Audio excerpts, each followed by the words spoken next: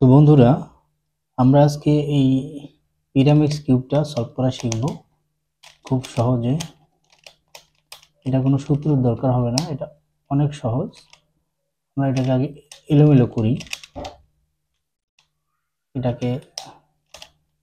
করি, ততক্ষণে একটা রিকোয়েস্ট করব, ভিডিওটা শেষ পর্যন্ত দেখবেন। আর যারা নতুন, চ্যানেলটা সাবস্ক্রাইব করবেন। যারা অলরেডি সাবস্ক্রাইব করেছেন তাদেরকে অসংখ্য ধন্যবাদ। এটা দেখার পরে আপনার আর কোনো কনফিউশন থাকবে না যে একটা পিরামিডস কিউব কীভাবে মিলায়। যেহেতু আপনার হাতে একটা যদি থাকে, আপনি অবশ্যই এটা দিয়ে ট্রাই করবেন। আপনি কিউবটা হাতে নেবেন। আমি এটাকে মোটামুটি অনেক পাশে এলোমেলো করে ফেলেছি। এখন আমরা স্টার্ট করব।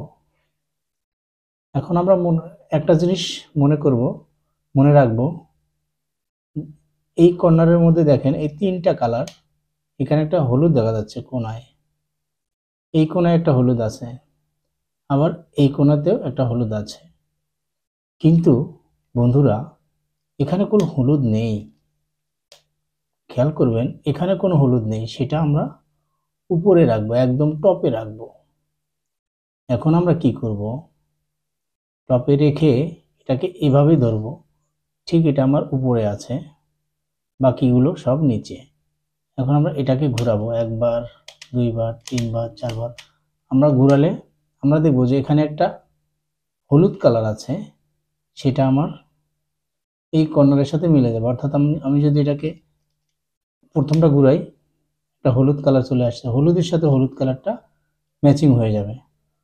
এরকম যদি থাকে আমরা এটাকে এরকম করে দেব, একটা করে দিলাম একটা সাইড। তারপর আমি এটাকে ঘোরালাম একটু, নেক্সট যে কর্নারটা আছে এটাকে আমি ঘোরাবো, ঘোরাতে থাকি। তারপর দেখি এই যে এটাকে ঘুরাই, এটা হলুদের সাথে হলুদটা ম্যাচিং হয়ে গেছে। যতবারই ঘোরাবো এটা আমার ম্যাচিং হয়ে গেছে।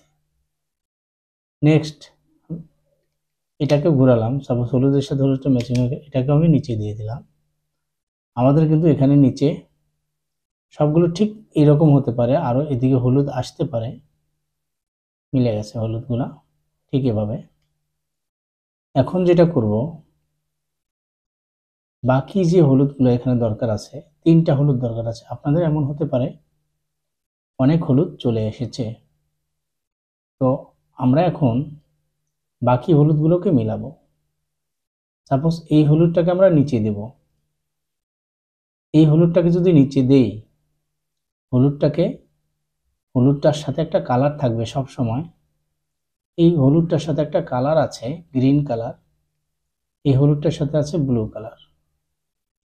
তো আমরা প্রথমে করব, শুধু উপরের এই দুটো লেয়ার ঘোরাবো, ঘুরিয়ে উপরের দুটো লেয়ার ঘুরিয়ে ঘুরিয়ে দেখবো যে হলুদের সাথে যে কালারটা আছে, সাপোজ এই হলুদের সাথে আছে, এটা ধরে নিলাম ব্লু কালার। এই ব্লু কালারটা, এই যে এখানে ব্লু কালার এবং হলুদ কালার, এই ব্লু কালারটা এবং হলুদ কালারটা এখানে বসবে। তার মানে এই কালারটা, ব্লু কালারটা এখানে রাখতে হবে, আর হলুদ কালারটা বাহির দিকে থাকবে। এটা রাইট সাইডে থাকতে পারে অথবা লেফট সাইডে থাকতে পারে। এটা আমার রাইট সাইড।